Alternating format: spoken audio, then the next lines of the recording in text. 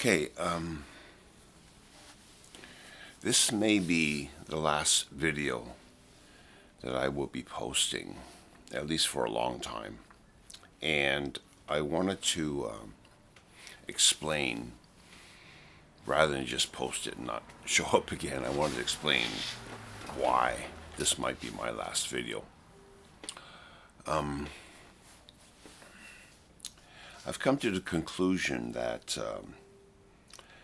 much of my drive to be innovative and good in the darkroom has really been based on my ego, for lack of a better word.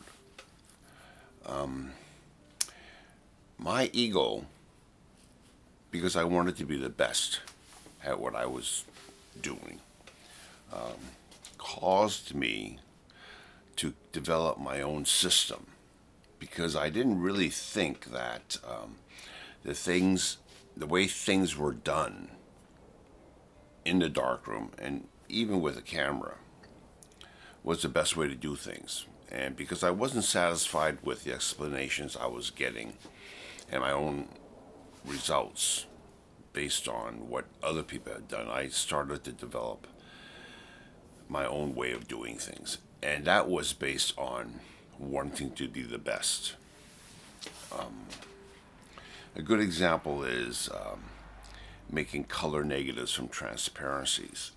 At the time, it's probably about 1975, 76. More and more photographers were shooting transparencies instead of color film. They were shooting color slides. And they wanted the best prints from the slides. And I was not able to make a color print from the slide that looked as good as the slide itself. And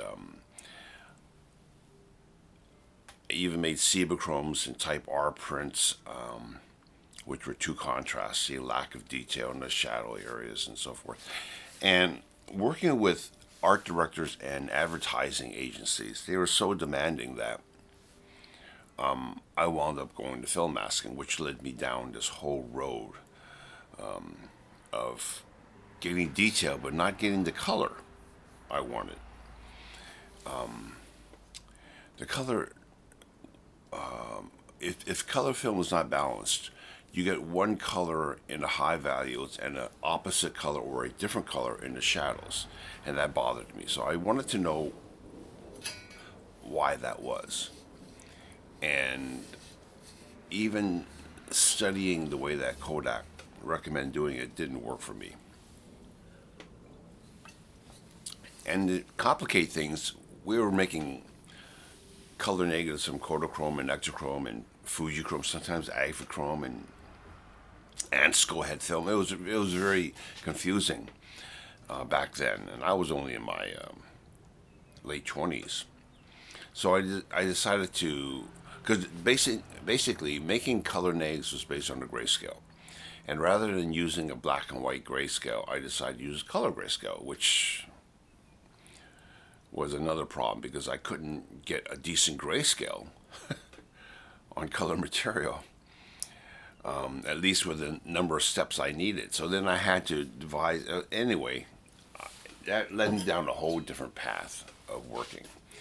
And it was working with, in a practical way that I could measure and I could see with my own eyes. Luckily, I had good color perception.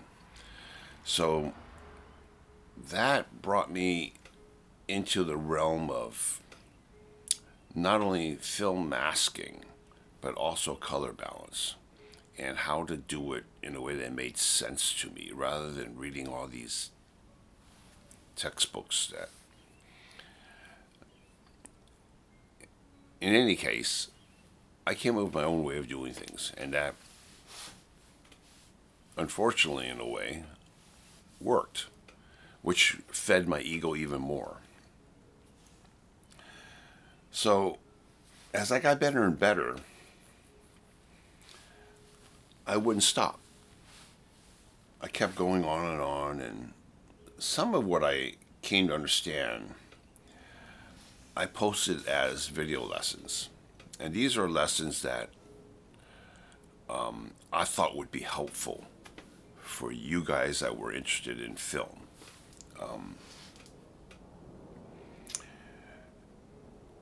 But I did it not because I thought it would bring me fame and fortune. I did it because it took me so long to learn what I learned that I just didn't want it to be lost. And it didn't make sense to me how some people would struggle. And these were people that were really interested in putting out good work. I didn't want them to go down the wrong path. So I shared what I knew. And I'm glad I did that. But when digital photography came along, I think I understood that I was going to become a dinosaur. That digital was just too easy. Some of the things that I struggled with was easily corrected on the computer. And because I was in the business of making photographs, I learned the digital, and I learned I learned Photoshop and scanning and all that stuff, and what size scans I needed to make this size final print and so forth. But as a result, I doubled down on analog photography because I believed that that was somehow better, and I got a lot of not flack, but a lot of people thought that I was just stubborn, which I probably was. But anyway,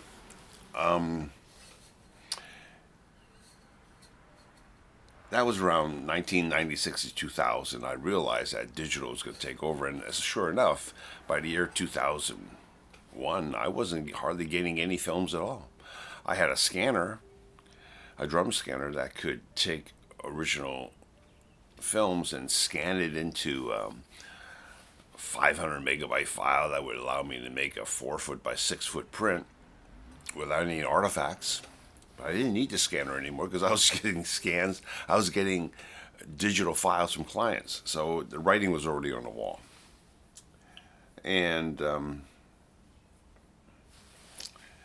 when I finally retired, I thought I would be selling analog prints, thinking that, well, this is going to become more and more rare, and people are going to want it. So I worked really hard at getting, and also because I wasn't going to work in color, because the color lab was just too expensive to maintain, and a single color lab, a small color lab, you're not going to get quality prints compared to the lab I had, which was making not only large prints but a lot of prints. In order to make good color prints, you have to do a lot, because if you don't have enough workflow, your chemistry dies. It just oxidizes, and your stain level. The main thing is the stain level goes up. So if you don't have good whites, you're not going to get a good color print. And I've worked in the darkroom where it was just a small little lab making 24 by 30 inch prints, and I never had good whites. And you process by hand, your stain level is pretty high. You're talking a difference of on a reflection densitometer something like 0.06, which is a good clean white, and you're lucky to get 0.11 if you're working in a small darkroom. So I knew I wasn't going to be doing color anymore. So what I did was I tried to perfect my black and white technique, converting color to black and white.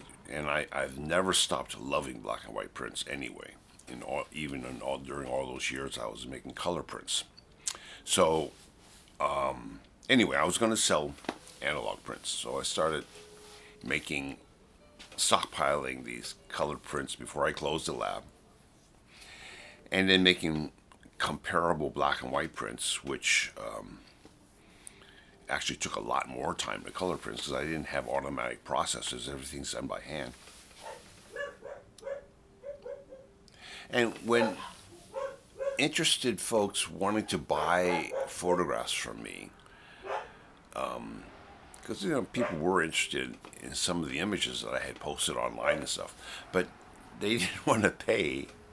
They wanted to pay like $30 for something that took me a week to make. And after a while, I thought, well, this is crazy. I've already spent my whole life selling photographs to clients, arguing for a decent price, especially from clients like The Gap, which is ridiculous. You spend all this time, and they don't know what goes into.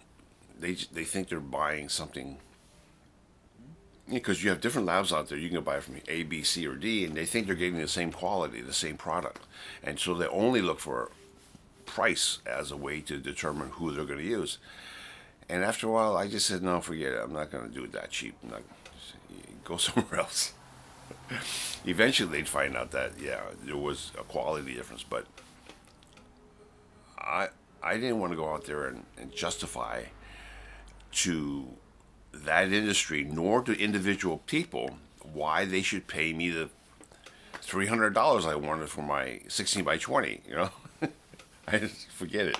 So I decided I'm not going to do anything for money anymore.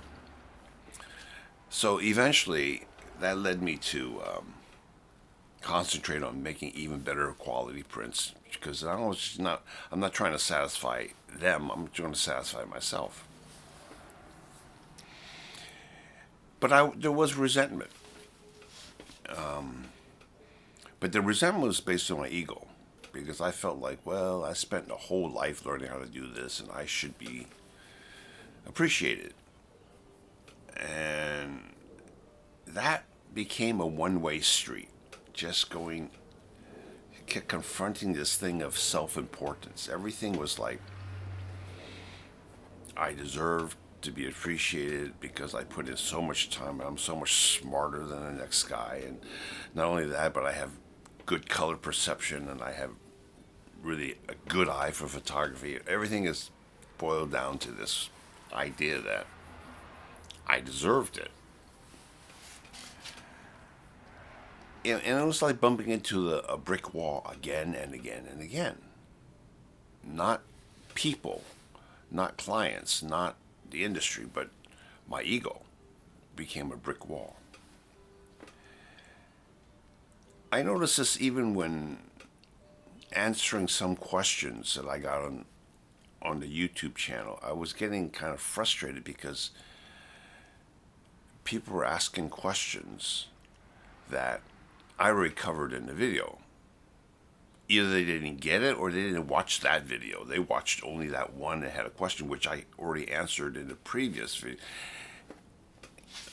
And I came to realize, well, you can't expect everyone to watch one video to the next and take notes. And as a matter of fact, they watched it 3 times before they watched the next one because that's what it really takes to get what I'm talking about. Everything's connected. You can't really progress without knowing how paper responds to density range. That's one of the first things I teach. If you don't understand how density range affects paper, then you wind up doing all kinds of experiments, trying this paper, this developer, in order to get a better black. It just leads you down the wrong path. So, in my mind, I became frustrated because people were asking me questions when they didn't watch the beginning videos. But then I'd answer it as best I could, and I'd refer them to see the earlier videos. But it was all ego. You see, it kept coming down to the same thing. So, and lately, I was doing shows. I was preparing.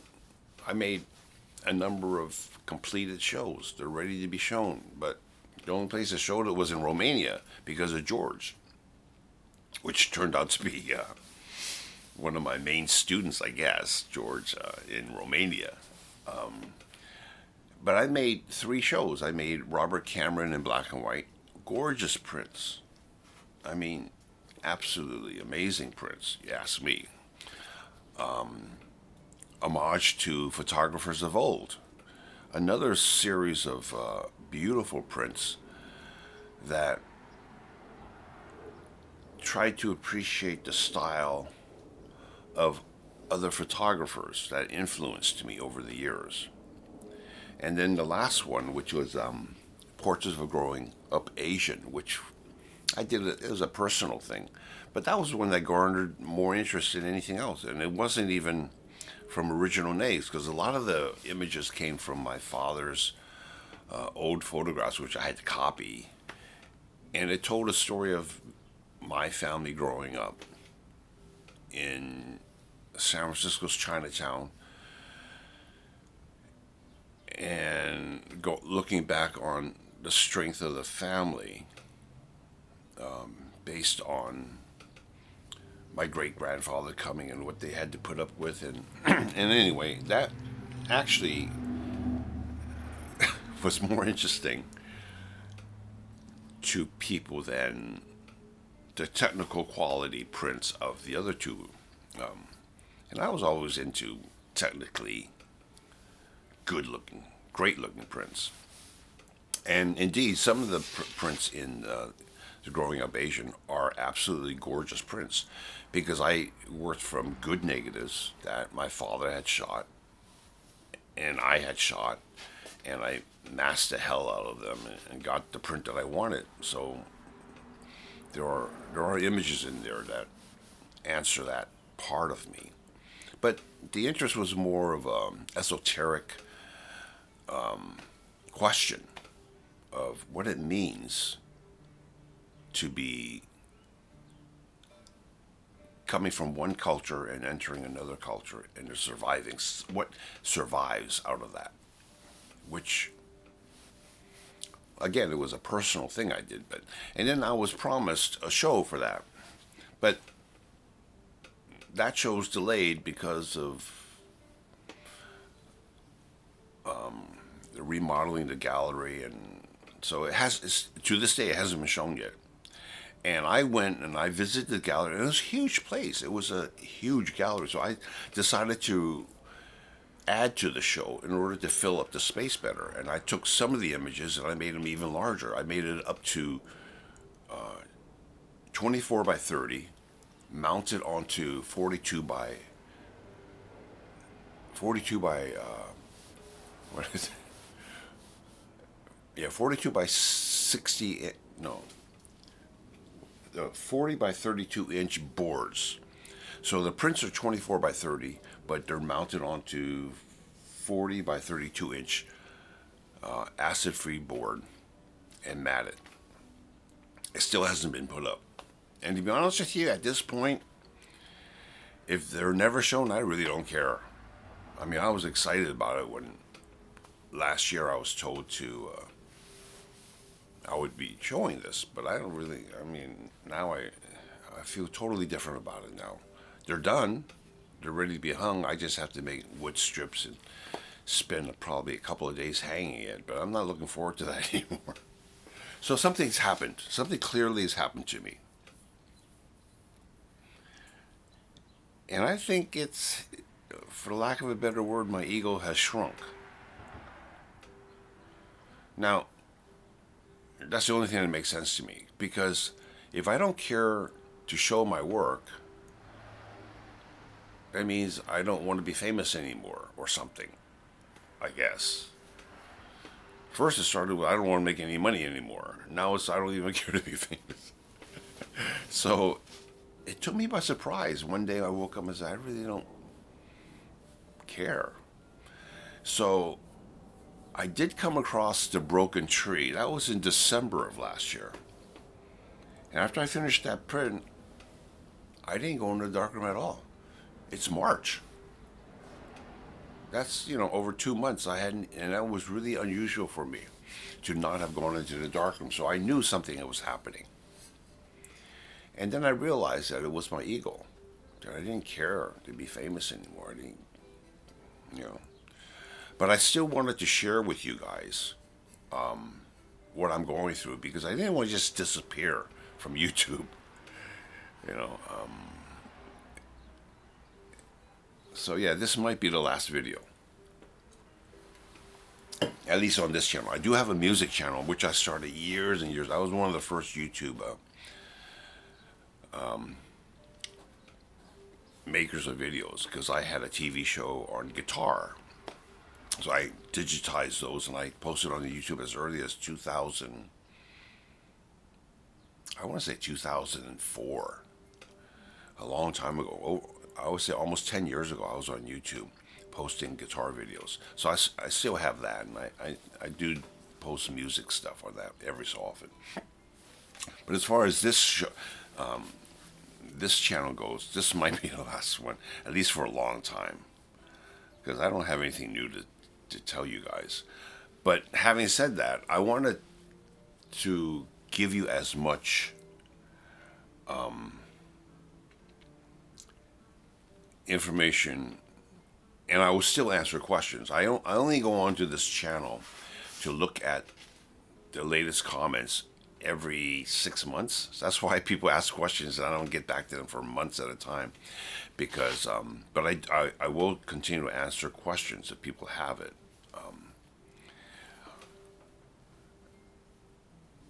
Yeah, okay. So anyway, one thing that I thought would happen when one's ego is diminished, because you hear about this in spiritual training when you meditate or you learn to control your ego. I thought that one would experience bliss or something otherworldly, but that didn't happen. Instead, what happened was you lose direction. I lost direction. I lost the ability to just jump out of bed looking forward to going into the dark room at 5 in the morning. Ambition was gone. But luckily, I am a musician, which is what I studied and graduated in. So I had that to fall back on. And I always knew that I was a good guitar teacher. I used to teach kids when I was a teenager. So I went to school, got my degree in music so to become a teacher, but I never became a teacher because I wound up being in photography, working for my father because he needed my help. And I wanted to prove to him something. I don't know. So, as a matter of fact, my daughter became the music teacher that I was going to become. And she currently teaches in a middle school in San Francisco. So, when she was assigned to teach guitar, I started volunteering. So, currently, I go to her middle school 3 days a week, and I help her teach these kids. Some of them don't even want to be there. They're just assigned to class. They don't really want to play guitar. They just have to. So what happened was I started taking pride in their achievement. So, this is a beginning guitar class, and within 3 months, they're performing in front of the school.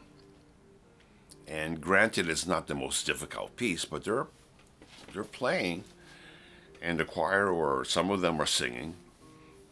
They're playing different parts. They're not all playing the same part. Some of them are playing the lead.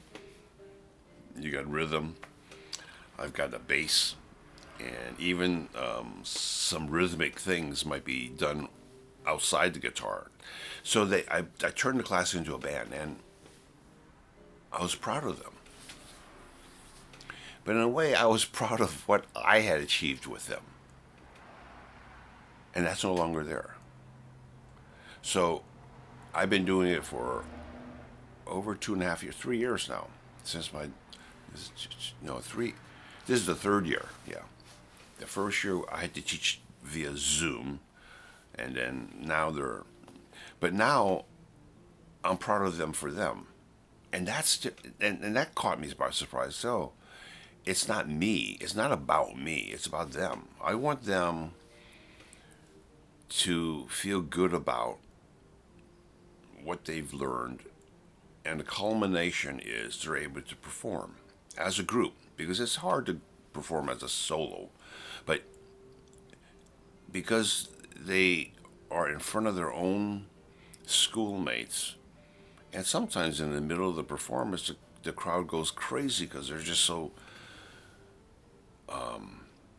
surprised or into the music that the guitar classes performing, they start applauding, and to see the smile on the kids' faces when they know that they're getting this affirmation from their fellow students is very rewarding. I want them to take that into high school and know that if they can play guitar, they can do anything. And this is what I tell them: learning how to learn is what's important. It's not just about music or the guitar. It's having this sense of achievement, which you don't generally have unless you sign up for band or orchestra. But when you do sign up for band, or you learn to listen to each other and you work together and you respect one another. That's one of the main things. When the guitar class is new, it's obvious that there are a group here. This group's into this, and they're not really together. They're in their own separate space, and some of them might even pick on others. They look down on each other. But at the end of the class, they're a group. They respect one. They listen to each other, and it does. And everyone's different. Some of the kids, it took months for them to really get into the guitar. Some of them are into it in just 1 week. Some of them want to be there, and but to see them gel as a group is very rewarding. And it's about them, not me, not my ability to get them to that space, but for them to get there through their own practice and achievement. I guide them, for sure, but it's not that. It's different now. It's different than when I first started, and so I see my ego going through this, and so therefore I decided I need to tell you guys that this is probably going to be my last video. I know I'm going to be doing less and less photography, but when I came across a broken tree, it resonated with me because that brokenness was something I felt in me, that something is broken, and now I have to gracefully bow out. And that's why I made that exposure and I worked on that print. And I know I posted that, but when I shot that, on the same day that I brought the 4x5 camera, I brought my 6x7 Makina. It's a great camera. It's very sharp. I think it's got a 105 Nikon lens on it. So it's not very wide. But I used it to shoot a vertical of that tree. And I wanted to print that too because I knew that was I had a good feeling about it.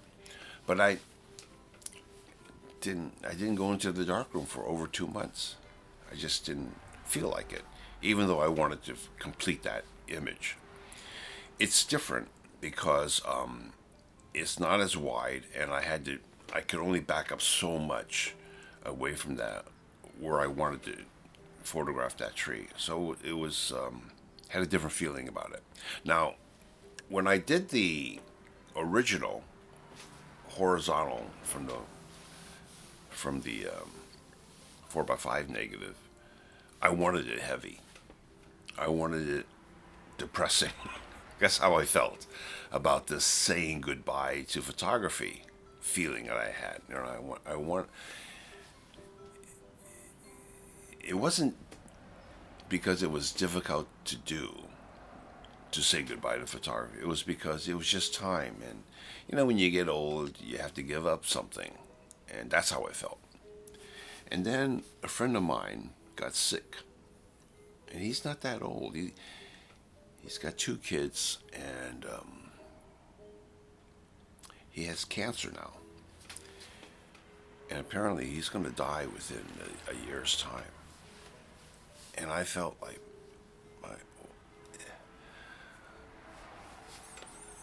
it really affected me because I lost my wife when she was only 52, and this guy's only 53 maybe.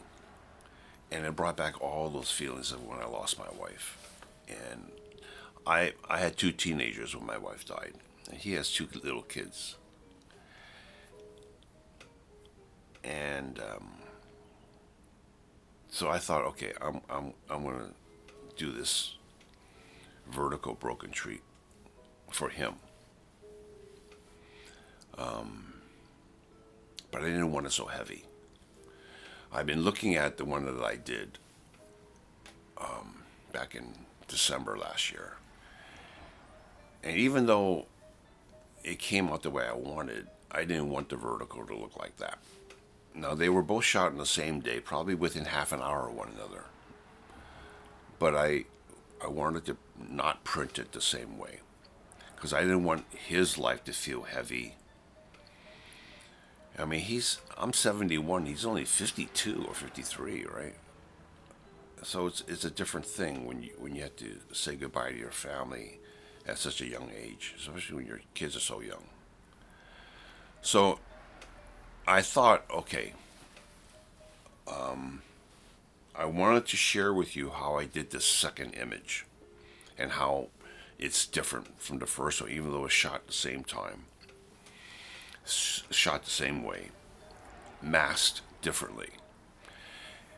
And because I did do something different, and it was something that I learned rather recently.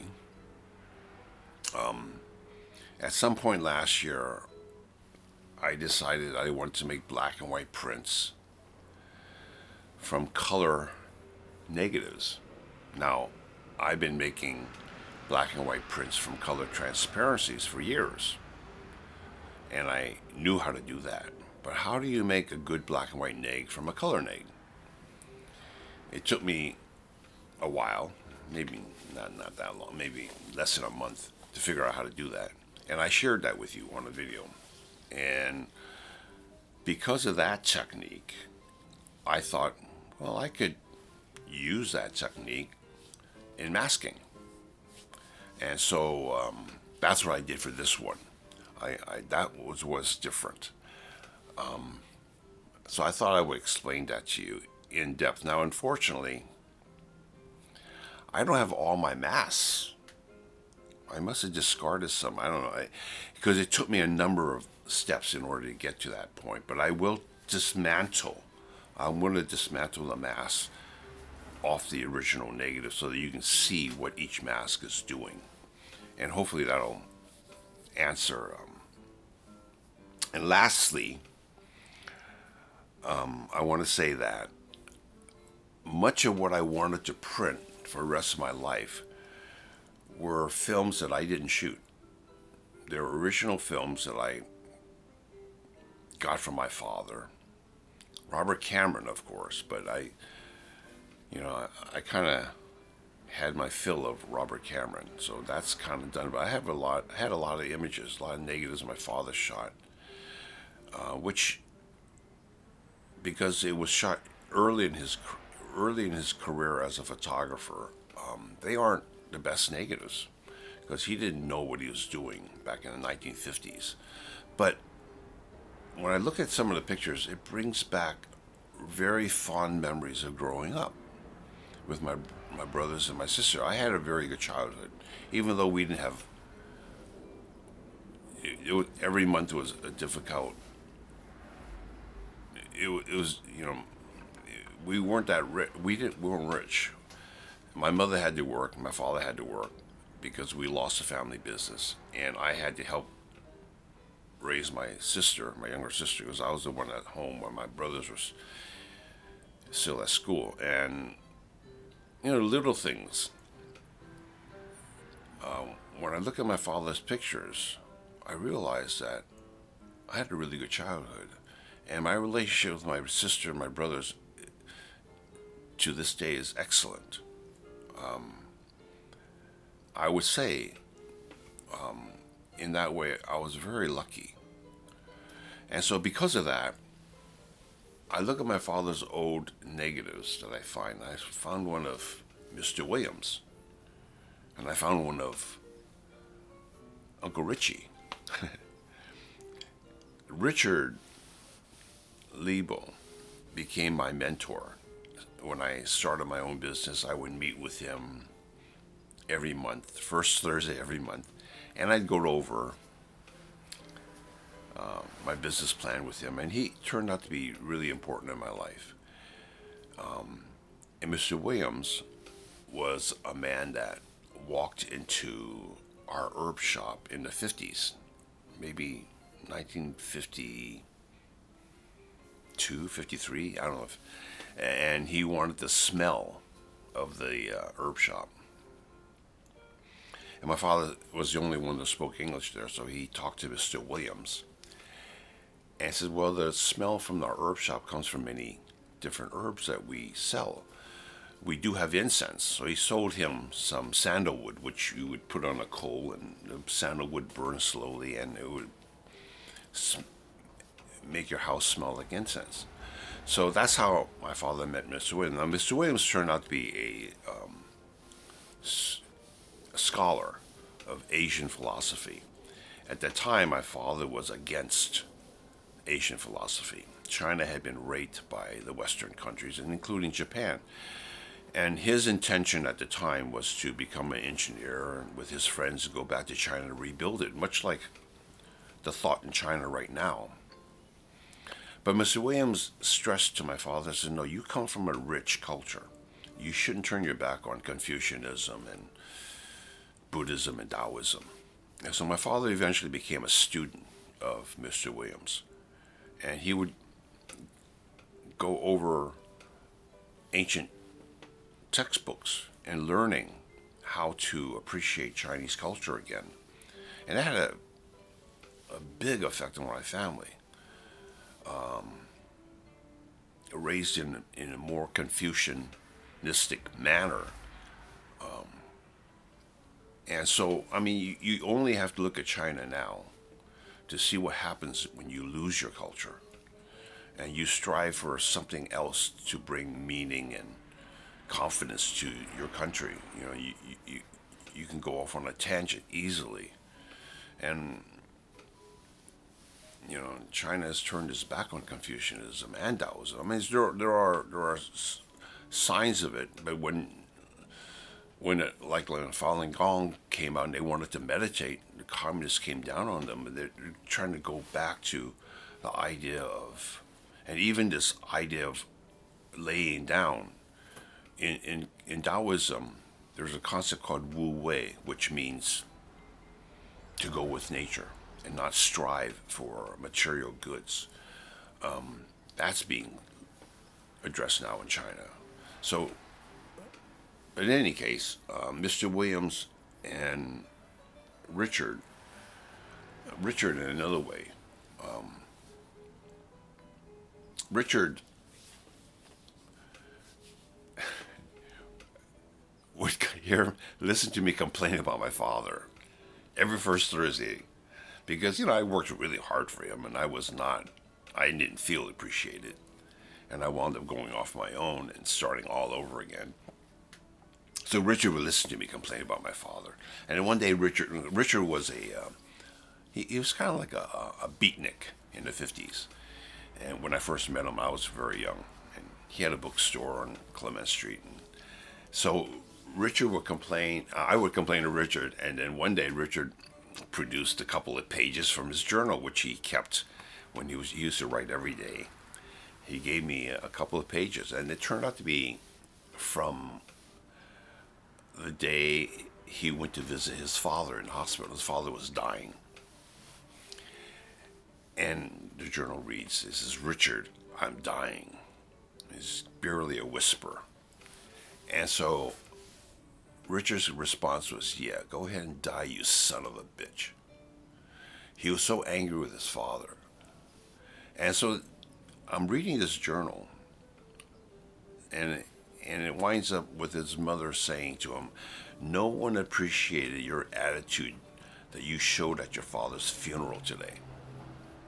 So in short, it was Richard sharing with me what he went through with his father, which apparently was worse than what I went through with my father. And then a couple years after that, I asked Richard, I said, Richard, when your father died, you had not resolved your feelings with your father.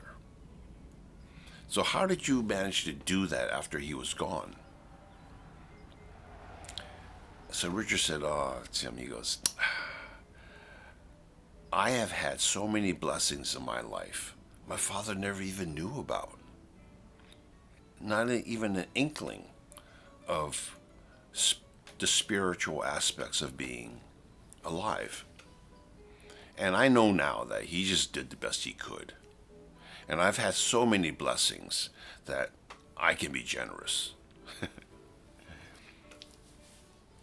So when Richard said that, it made a lot of sense. So after that, I started to see my father. I started to have lunch with him, and we didn't directly talk about the anger. I just kind of let it go, and I started to relate to him differently.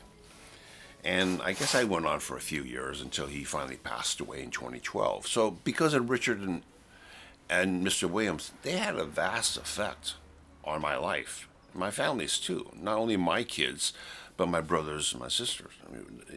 So because I found these two negatives, my father shot at Richard in the 50s and Mr. Williams in the 50s. Oh, that's another thing. The reason why I have a negative of Mr. Williams is when my father sold sandalwood to Mr. Williams, he said to him, he goes, "Sir, you have a very interesting face." He has a beard, and and a very strong demeanor about Mr. Williams. He goes, "I would like to photograph you." And because Mr. Williams consented, that's why they became friends. And another side story is one day Mr. Williams was sick. My father went to visit him, and he's sick in bed. So my father checks him out. He goes, I think it's your appendix. You need to go to the hospital and have it taken out." And Mr. Williams says, "No, I hate hospitals and I hate doctors." My father says, "Well, if you don't go to the hospital, you might die from this."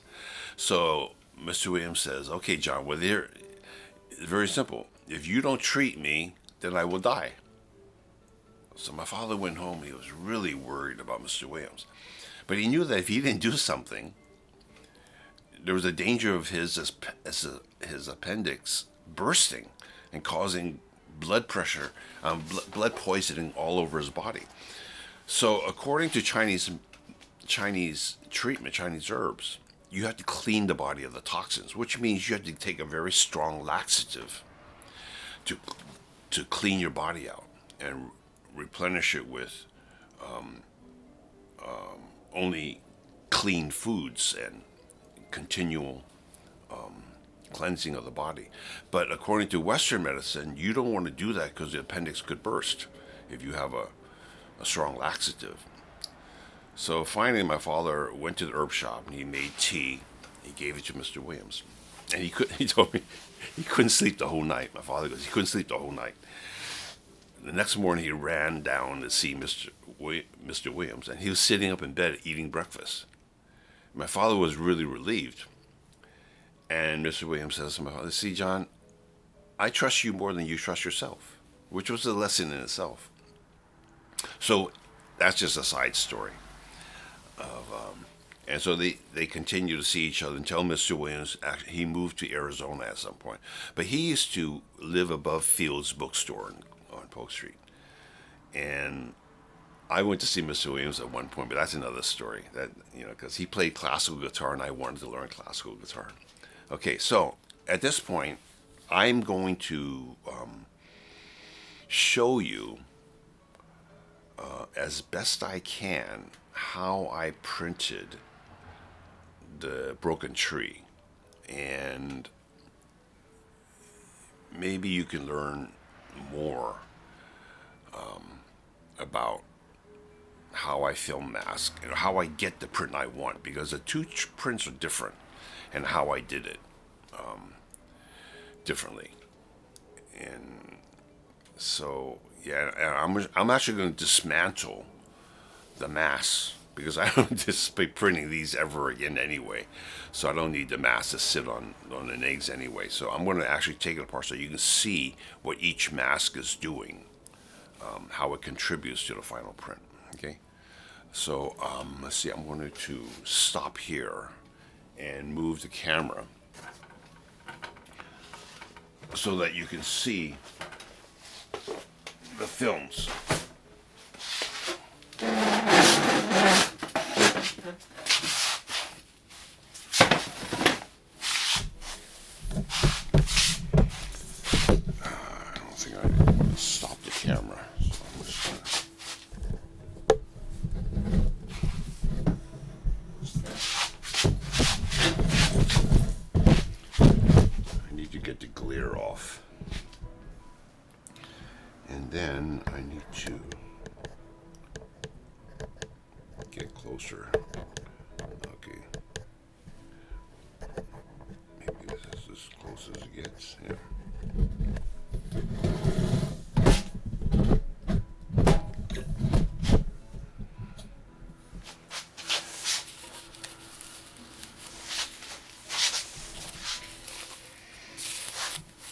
So what I have here is my glass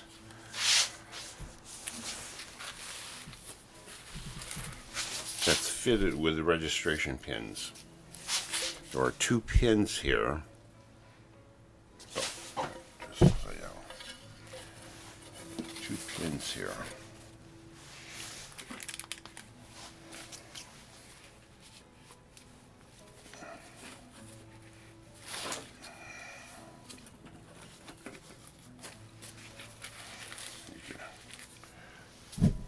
Put a flashlight behind here, so hopefully you can see better. Okay, so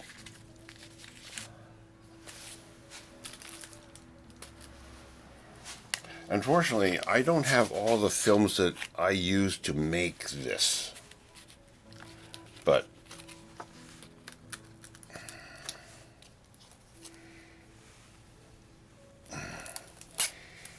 tearing off the tape.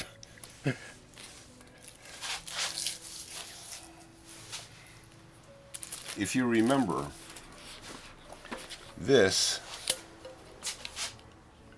okay, let's try to see, yeah.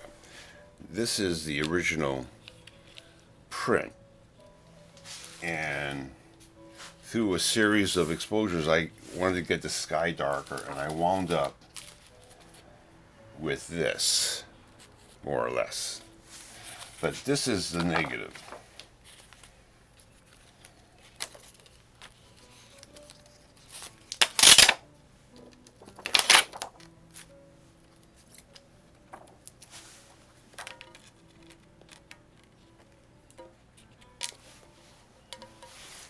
So, I don't know if you can see that. Can you see that? It's a really heavily exposed negative because, yeah, I'm getting closer to this.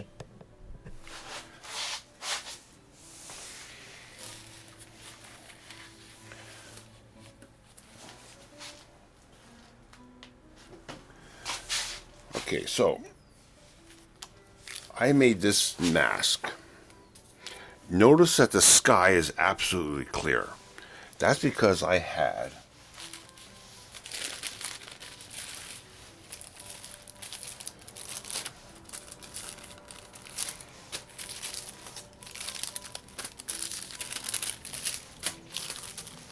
where is it?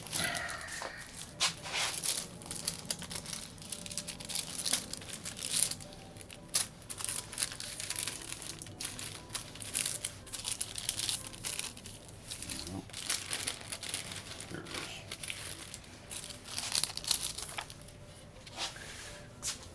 I made a knockout. You see, this is all black. So that knockout mask was down all the time when I made my mask. So my final mask is clear where the sky is. So this blocks the main image. The clear area down here, because of the black mask, you can see that, allows the blacks to come out. The shadow is being dodged. Okay, this is your typical mask, but it's very, very heavy. It's so heavy that this is more than 0.3. I mean, it's probably 0.5, maybe even 0.6, which is 2 stops above that. That means that this is getting 2 stops more exposure on the black and white print than that is. So in terms of exposure, instead of 10 seconds, I can use 40 seconds, which darkens the sky.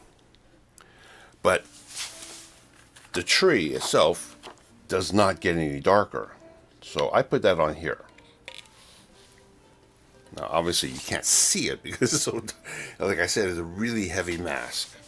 Now, because of that, the bottom shadow detail is really lifted up to the midtones. And you start to get masking occurring in the lower steps that run into the midtones. So you lose local contrast in the midtones. So as a result, I made this. So this, you can see that, is an additional mask made from, the previous mask is different than the one I used for that. So now I'm able to bring out just this area so that these don't run into the remaining, the other part of the picture. You can't, I mean, this doesn't really help, it's so dark. But with the double mask on, now I've lifted that lower midtone detail higher than the shadow. So the shadow is lifted, but above the shadow, I'm adding a midtone mask. So therefore, I can print everything down and I get, you know, a print that has the darkened sky. You still have detail here, but these areas here are lifted. That's what gives it that snap. And so when I got that, that's what I wanted. But like I said, after some time, I felt it was, well, it was what I wanted, but I didn't want that heavy of a picture for the second broken tree, if that makes sense.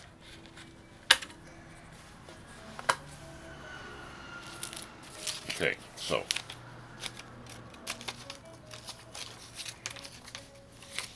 that's this one.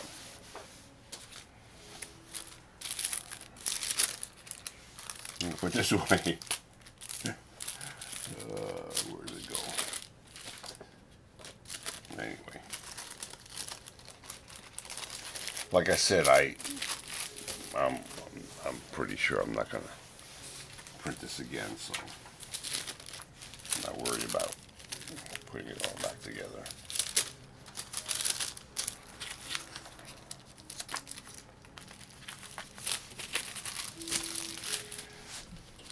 And I'll bring out the original print at the end of this video, the final print.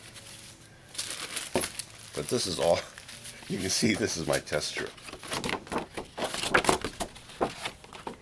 This is my last test strip before I made the first print off. So you can see that this has all been lifted. And you still see good detail here. Okay? So that's what I did. I mean, I don't know.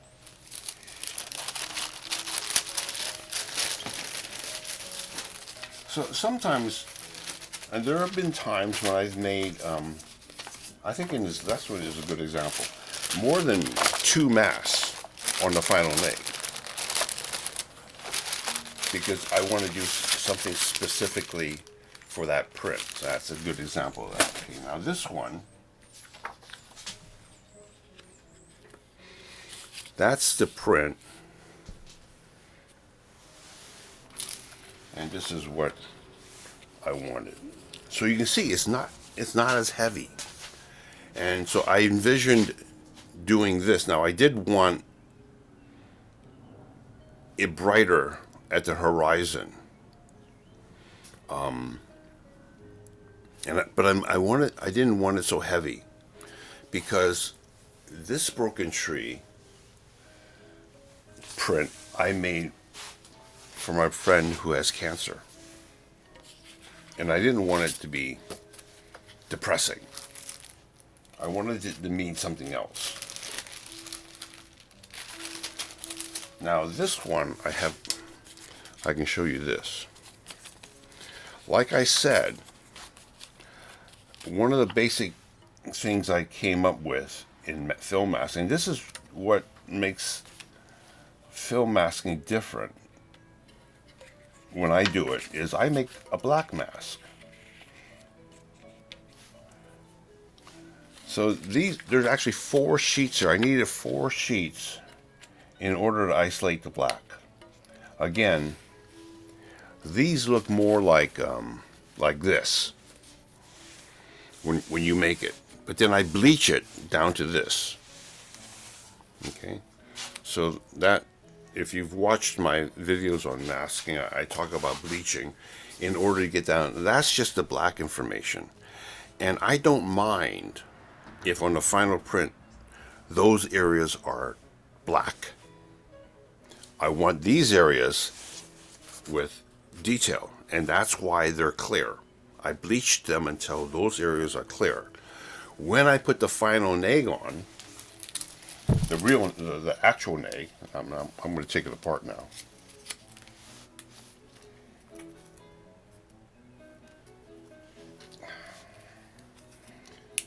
I'm going to dismantle this.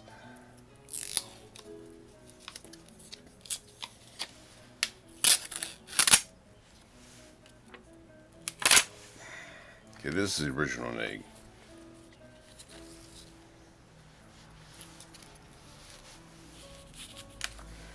So, can you see that? Yeah. So this original nag, when you combine it with this, those areas are blocked so that the final mass is clear there. This area,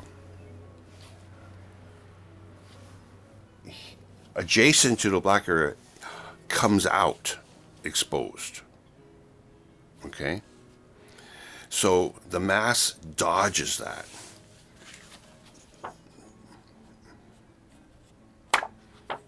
Interesting. Yeah. Okay, good. Okay? So I also made a knockout. Now this one I think I have. Okay, here's my knockout. So I'm knocking out the sky. The sky is going to be unaffected by any masking. The mask comes out clear. Okay, so I made this from the original nag with this down. Okay.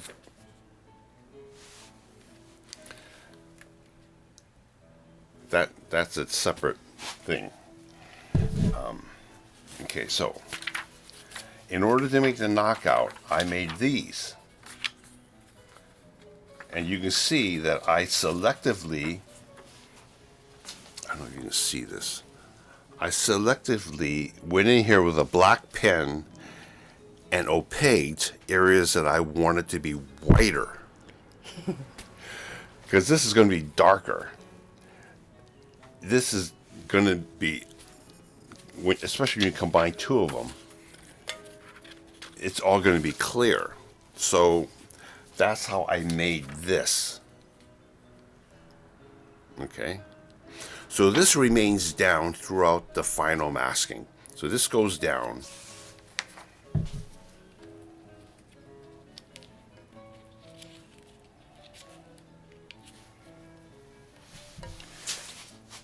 And then put down the original. And then I make my main mask, which came out like this.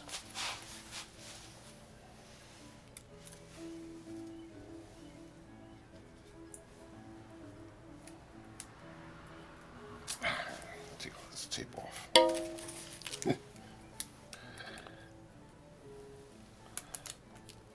I don't usually do this, but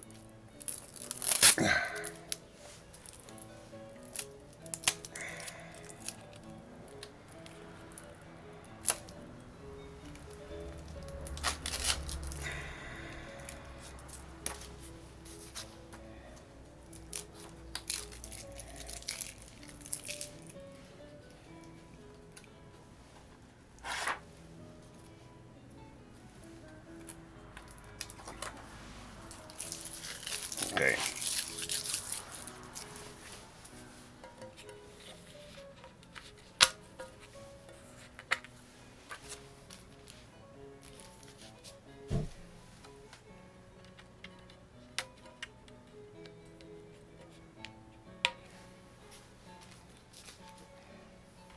Now there's my main mask.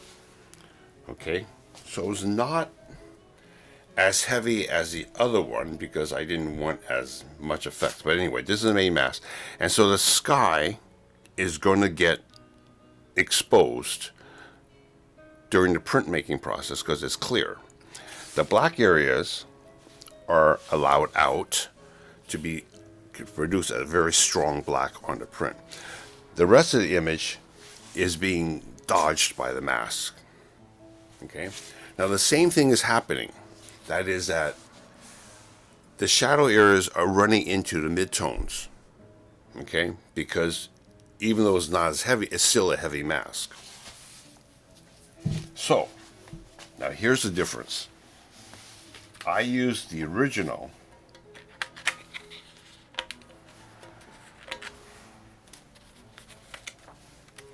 to make a positive. This made that. This is the Ilford Ortho film. So I can work under red light. This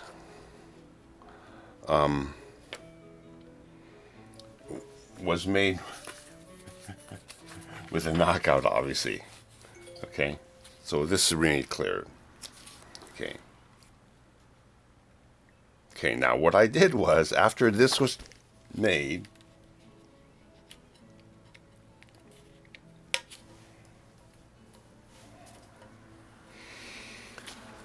I put down these.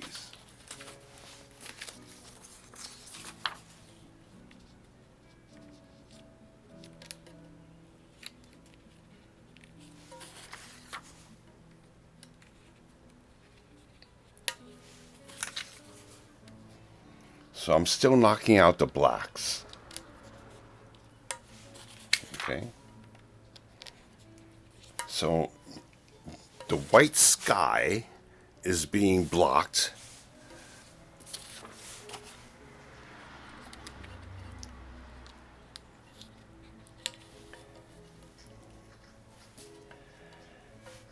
And the blacks are being blocked. And I don't remember. I might have put this down. Okay. Anyway, that's basically the idea. Now, I don't use the original anymore. Okay? This is the original, and that's left out of this exposure. So now I make a mask from that. Don't use the original. And it comes out like this.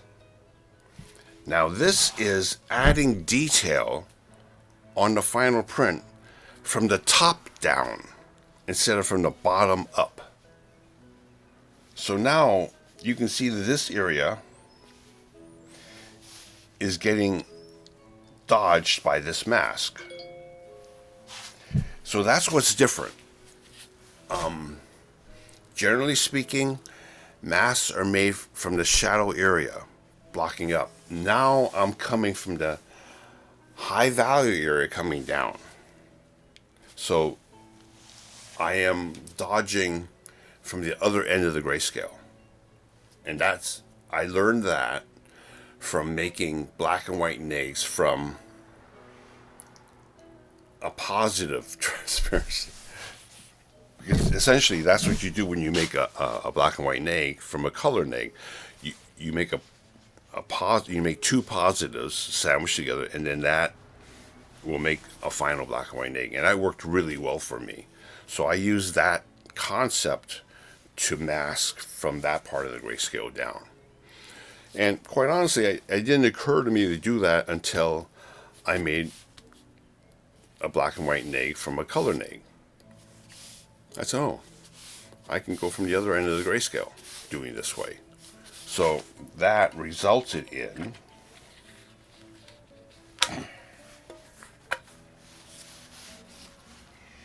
this mask. Okay. Matter of fact, I made two of them. I made a light one and a dark one. Now, this original went down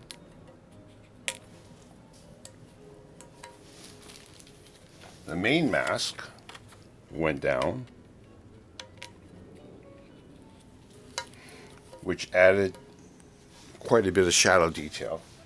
And I used both of these because when I put one down, it didn't give me as much effect as I wanted.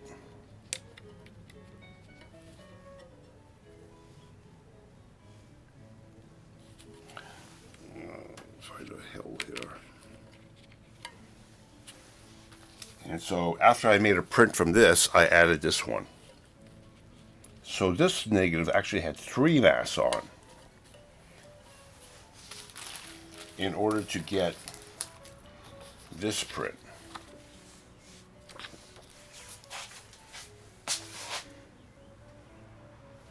Does that make sense?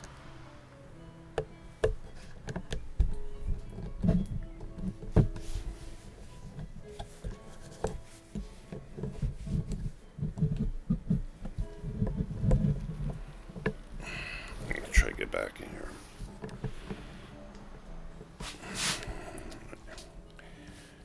Anyway,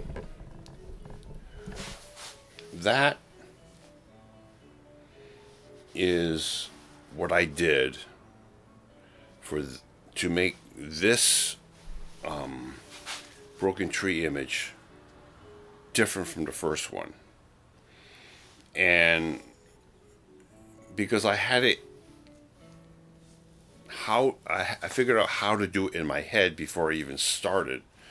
When I finished, especially when I added that 3rd mask, it was basically what I wanted.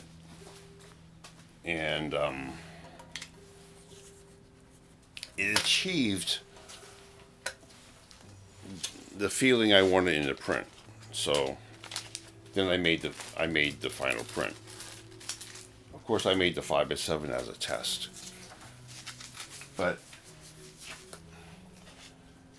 I don't know what else to tell you. I mean,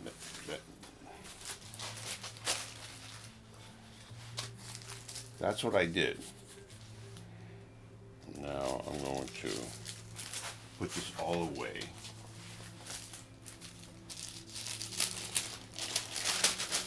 Oh, maybe I should show you this.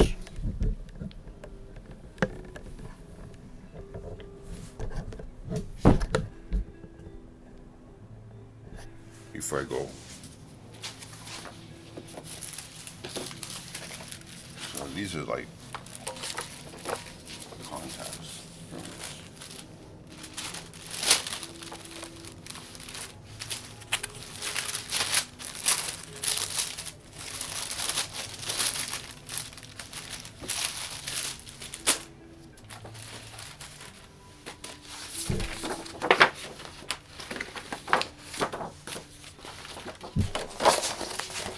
Okay, so this is like a test strip. You can see 3 exposures on this. And this is the final. This is the final test strip before I made the final print. So you can see, okay, here's where I opaqued it. So this is lighter than this because I went in with my pen. I opaqued this area, right? So that was intentional because I knew that there'd be no sparkle in the print if I didn't do that. I didn't need the sparkle in the first print because it was going to be so heavy. But anyway, now this is just to show you. Okay. This is Uncle Richie.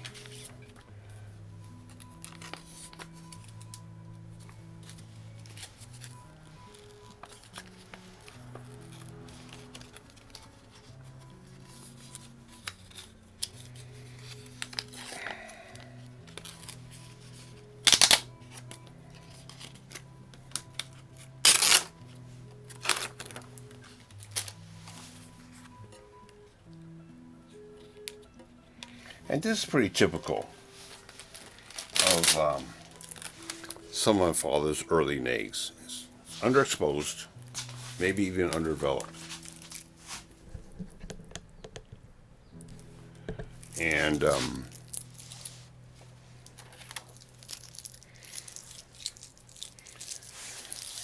that's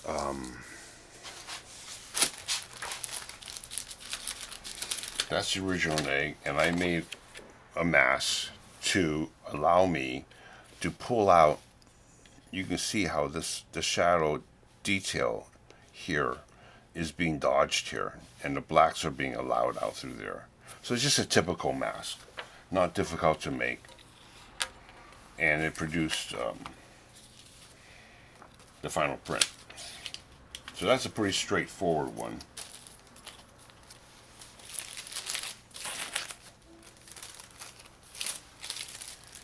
And this negative is the other negative of Mr. Williams, the philosopher.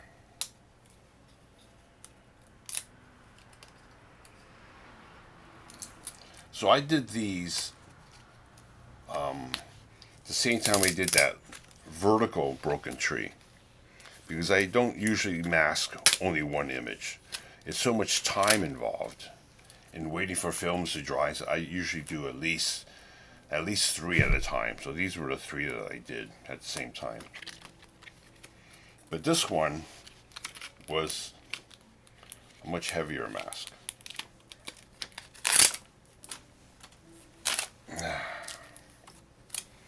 As you can see,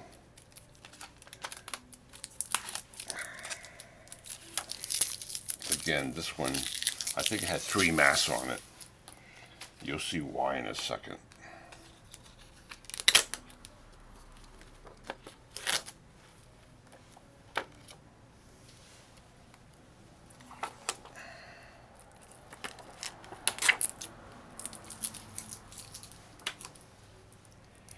Everything boils down to what you want to see on the print. That determines how to mask, how dark to make the mask, what area of the grayscale you're going to address with the mask, and all that. It really is a post visualization that is made, as opposed to a pre-visualization. It's after you already have your negative and you've already made a straight print from a negative that you think about, okay, how can I address the print I'm going to get from this negative, and then you mask. So it's different from pre-visualization is before you make the exposure. But there's only so much you can do because light is never perfect. The light is never perfect, so you do the best you can at that point, and then you address the negative with. Okay, so you can see. Can you see that? This is one side of Mr. Williams' face, and that side is so dark. I mean, there's very little detail there. It's hardly any. Wait, this is my father's snake. I doubt if he even printed this. You can see it's kind of a brown tone because he used a Pyro developer back in those days. Okay, so let me see. Here is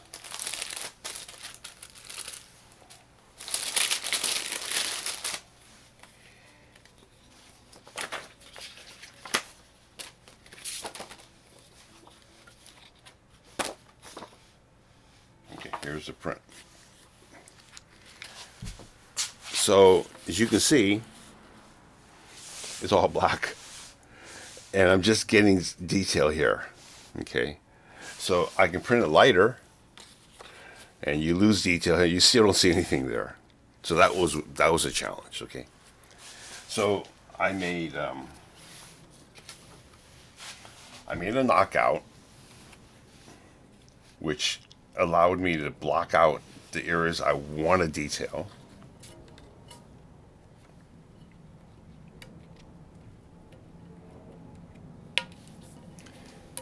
Did very little here.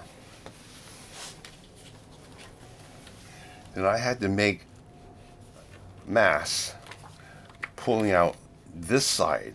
You see that window coming out now? And again, I had two of them.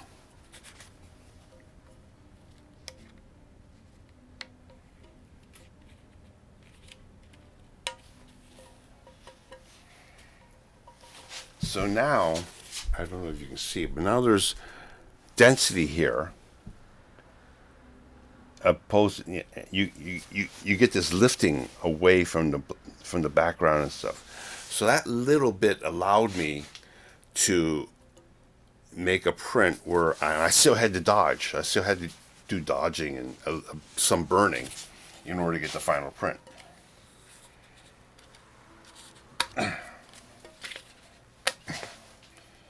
Okay, so now I can show you the final prints.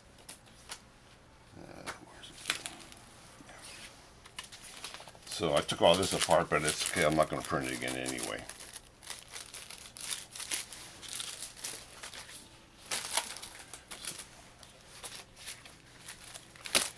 And, you know, like I said, I mean, there's a number of things, a number of reasons why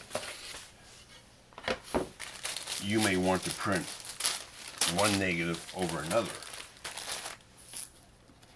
Now, you can't print everything you shoot because you wind up with 1,000 negatives, and you're lucky if you can print 100 of them. 1/10 of what you shoot is considered a pretty good yield. I think most photographers would agree. I think when you get to digital, it's even worse than that. Because film is free. I mean, there's no film when you shoot digital, so you wind up shooting even more and throwing away even more. If you get 10% of your digital images, that's pretty remarkable, I would think. Unless you're really selective about when you press your shutter. Okay.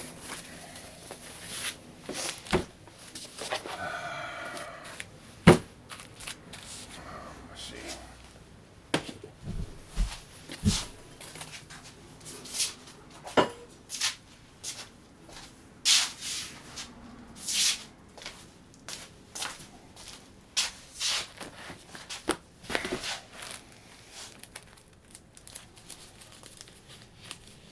I'm going to pull this out.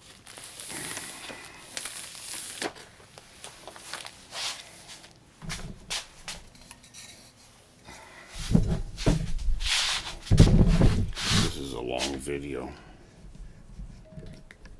Over an hour.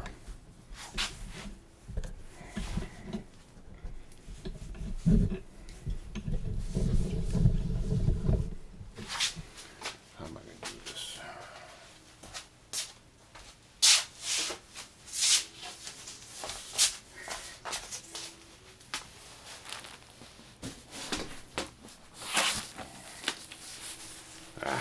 It's no good. Let's do it over here.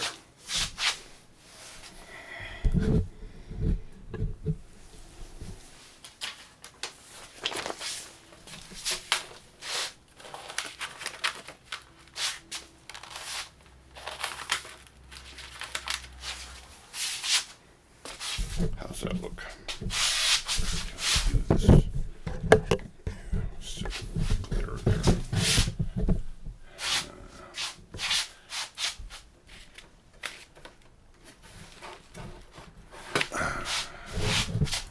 There's always a problem with glare.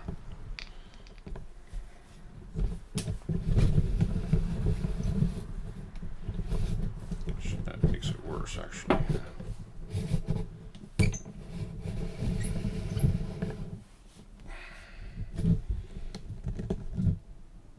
Alright, it's askew, but hopefully you can see that. Okay, so this is what I wound up with. Get around this tripod. And this is like a 16 by 20.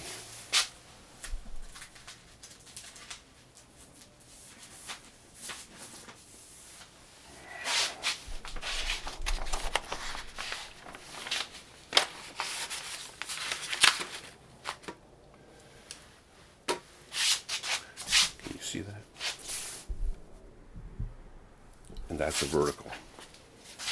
So I don't know if you can see. There's a lot more depth from light to dark. This is much more open. Detail is, I mean, the blacks, I actually measured this. Oh, by the way, this is under Berger Warm Tone, which is a really nice paper. This here, this black there, measured 2.48 on a reflection this time, which is really good. Higher than anything else. And this is selenium toned for 4 minutes. That's another thing. The Berger paper, you can tone it and it doesn't go red. The blacks don't go red. All the other warm tones start to go red when you tone too long. So you have to really stop. But this one you can tone. This was in fresh toner, 4 minutes. That reached 2.48. It's a gorgeous print, I think. And you do get the feeling that that tree just gracefully bowed down at, and is, I think it's still alive. It's slowly dying though.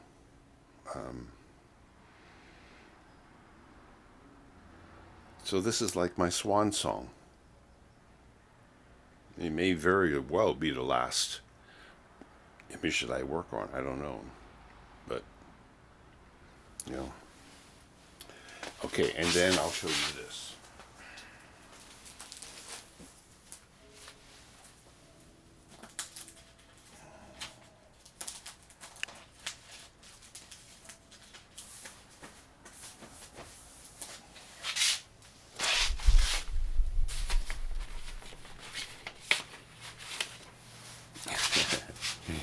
That's Uncle Richie. That's Richard Lebo. Of course, he's young here. He had a beard and a mustache. I would say the last 30 years of his life.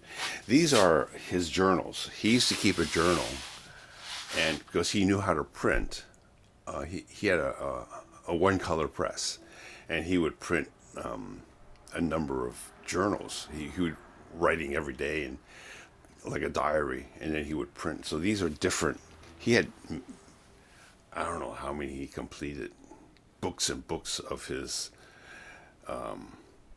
life that he would reconstruct every day of his life, what he thought, what happened, and so consequently he had many of those books, and he is hung up behind him.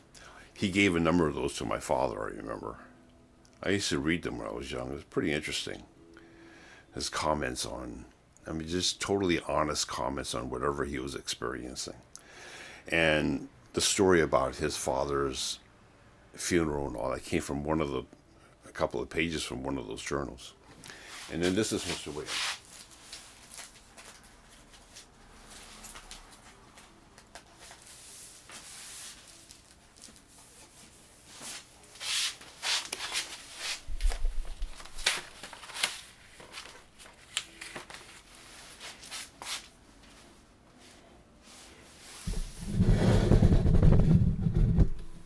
See if you can see this. Now you can see his face here separate from the background. Now I did dodge that during the printing, and I didn't stop dodging. I kept, this little dodging tool, and I did burn here, but only about 50%. You can now see the highlight on his nose. I don't know if you can see that. There's a highlight, pure white, and then next to it is this high value area. So now you get a really strong sense of a three-dimensional picture instead of just black and white, right? You have quite a bit of shades of gray there. And he was a very different person. It's interesting that they both were studiers, students of George Gurdjieff. I don't know if you heard of Gurdjieff. Gurdjieff was a mystic from the Middle East, from Persia. And he taught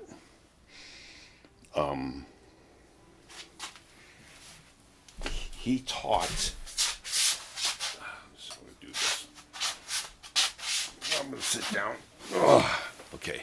So, yeah, so he taught. See if I can just get into this picture here. I don't know if you want to see me. You don't, guys. You don't need to see me anyway. But Gurdjieff taught techniques of how to wake up. It was his contention that men walk through life asleep. So how do you wake up? Be aware of your surroundings and yourself. He wrote the book.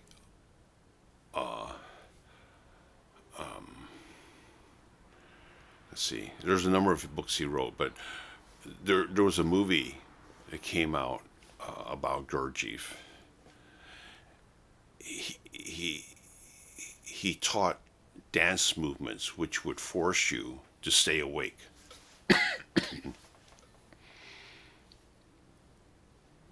Meetings with Remarkable Men was a book that was made into a movie. You might still be able to find it. It was actually made by his students. Well, Mr. Williams and Richard both were students of that school. Mr. Williams was the hypnotist, as actually Gurdjieff, Mr. Williams, and Richard, all three of them were hypnotists. Richard used to hypnotize people to help them stop smoking and stuff. But Richard came to Gurdjieff through Ouspensky. Ouspensky was a student of Gurdjieff's, and Ouspensky wrote the book In Search of the Miraculous.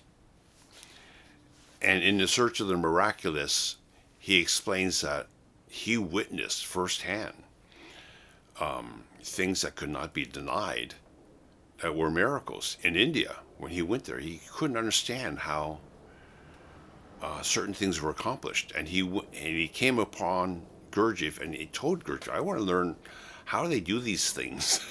And so, anyway, he wrote the book In Search of the Miraculous, which was how he studied. And then towards the end of the book, he was communicating with Gurdjieff through his mind, and he couldn't explain it.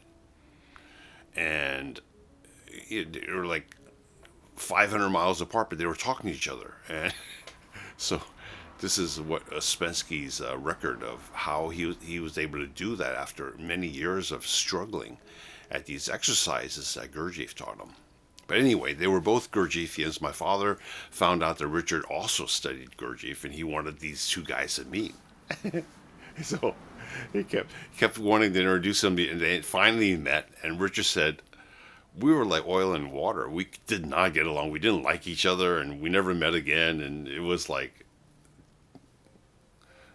disastrous. Put them together, right? Well, they are very different. You can see this in these two pictures. They are very different, although they both were into Gurdjieff. I think that in itself was a very interesting. Anyway, that's pretty much. Let's see. Yeah. Let me get a wide angle here. All right. So that's going to be the conclusion of this video.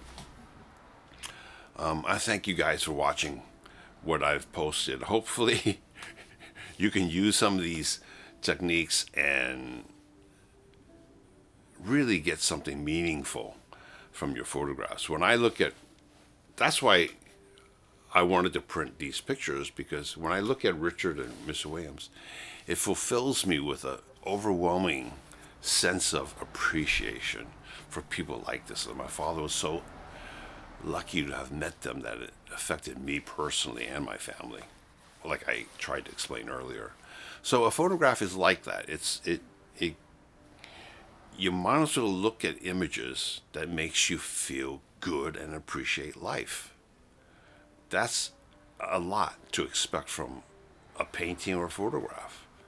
So, yeah, that's why I did these two, and why I did the broken tree. And like I said, I may not shoot anything again. I've got a lot of cameras and I have a lot of film and I have a lot of paper and chemistry still, but I don't know. The way I feel, at least right now, for the last few months, I think I'm done to a large extent. If I come across something that makes me awaken something in me, I might. It would be person. It would be totally personal, though. It would just be me, kind of like growing up Asian. But then turns out other people might appreciate it too. So who knows? So I'm signing off, and I wish you all well. And just because I'm kind of saying goodbye to photography doesn't mean that I think you guys should. Okay. All right. Take care.